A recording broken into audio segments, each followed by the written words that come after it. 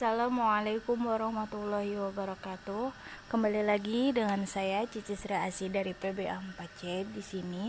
Pada video kali ini, saya akan sedikit menjelaskan tentang istifham dan tamanni pada mata kuliah ilmu ma'ani. Yang akan saya jelaskan yaitu pengertian istifham dan macam-macam maknanya.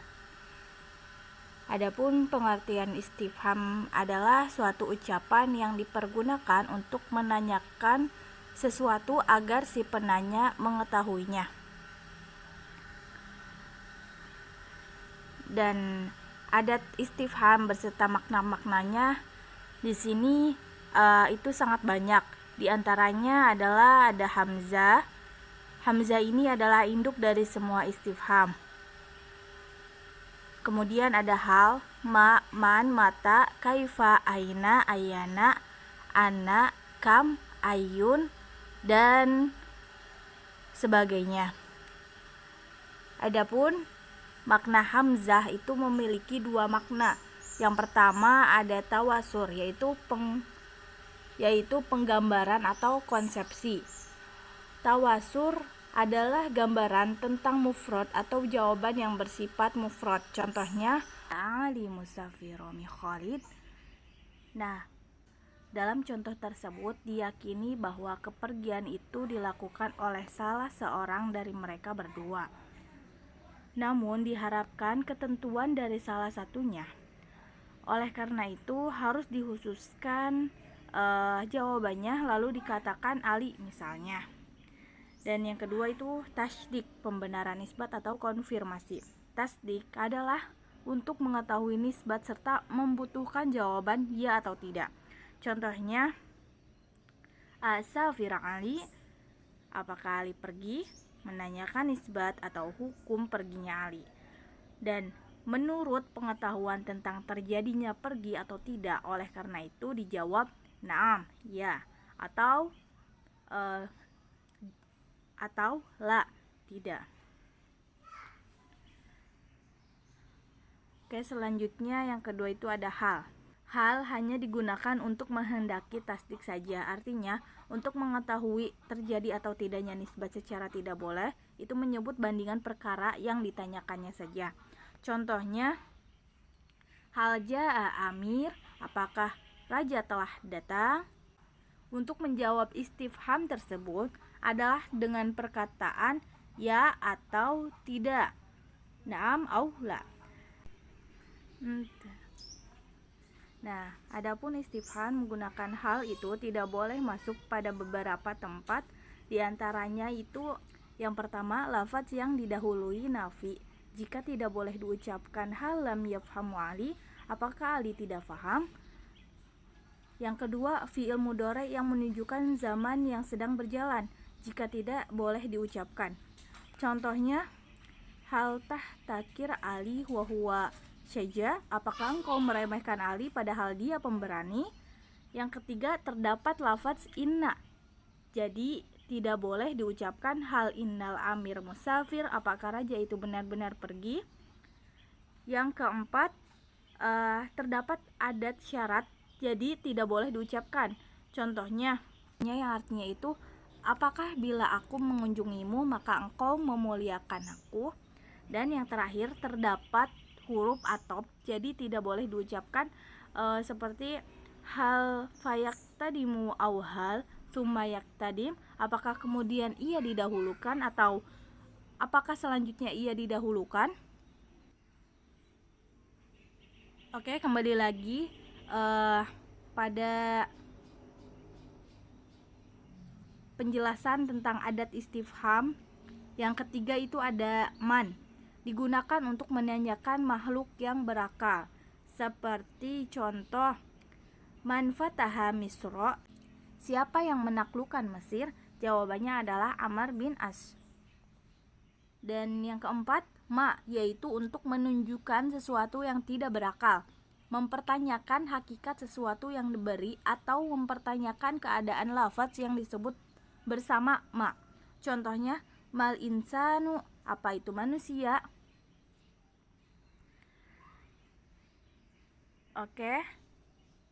Yang kelima itu ada mata, yaitu untuk menanyakan keterangan waktu, baik yang lalu maupun yang akan datang.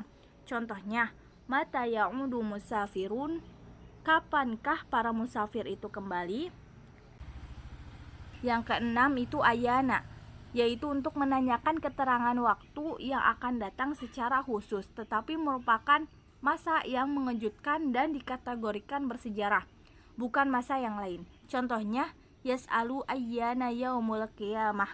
Ia bertanya, kapankah hari kiamat itu terjadi?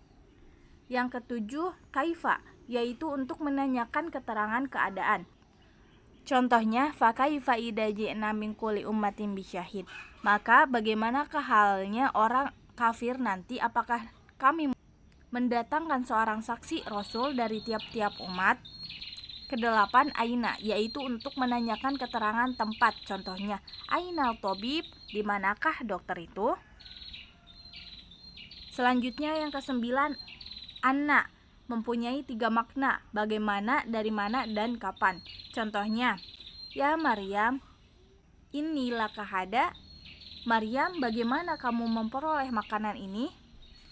Selanjutnya ke-10 itu ada kam, untuk menanyakan keterangan jumlah. Contohnya, kam labistum, sudah berapa lamakah kalian berada di sini? Dan adapun yang terakhir itu ayyun, untuk menanyakan dan menghendaki perbedaan antara salah satu dua hal yang berserikat dalam satu urusan yang meliputinya. Contohnya, ayul farqina khairu maqama, manakah di antara kedua golongan kafir dan mukmin yang lebih baik tempat tinggalnya. Nah, istifham ayun juga untuk menanyakan tentang masa, tempat, keadaan, bilangan, jumlah makhluk berakal, makhluk yang tidak berakal sesuai dengan lafaz yang disandarinya. Oke, next. Lanjut pada makna-makna lain dari istifham. Terkadang lafaz istifham itu keluar dari maknanya yang asli. Jadi, terkadang untuk menanyakan tentang sesuatu tetapi telah diketahui, namun karena tujuan-tujuan yang bisa dimengerti dari susunan kalimat dan segi penunjukan, maknanya diantaranya itu yang pertama ada al-amr, perintah. Contohnya, fahal antum muntahun, artinya maka berhentilah kamu dari mengerjakan pekerjaan itu. Terdapat pada surat Al-Maidah ayat 91. Yang kedua, nahyi, larangan. Contohnya yang artinya itu, janganlah kamu takut kepada mereka karena Allah yang berhak kamu takuti.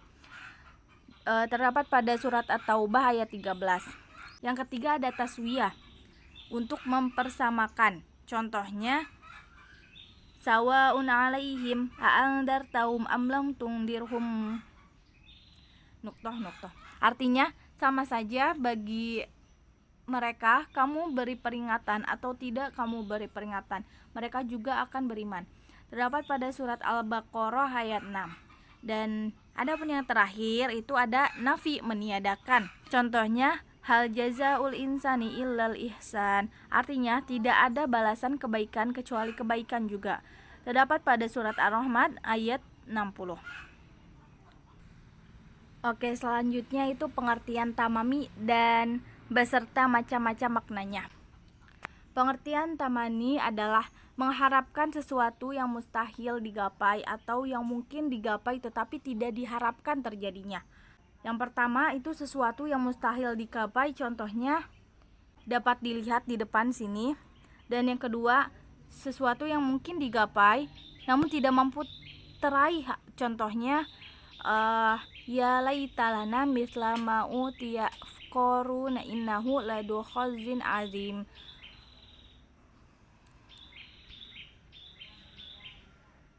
Nah, pada dasarnya tamani memiliki satu adat asli, yakni laita, dan mempunyai 3 adat yang tidak asli sebagai penggantinya, yaitu yang pertama hal, apakah, adakah, akankah. Contohnya, fahal lana min syufa'a fayashfa'u lana aw nuraddu fana'mala ghairal ladzi kunna na'malu qad khasiru anfusahum wa dalla anhum ma kanu yaftarun.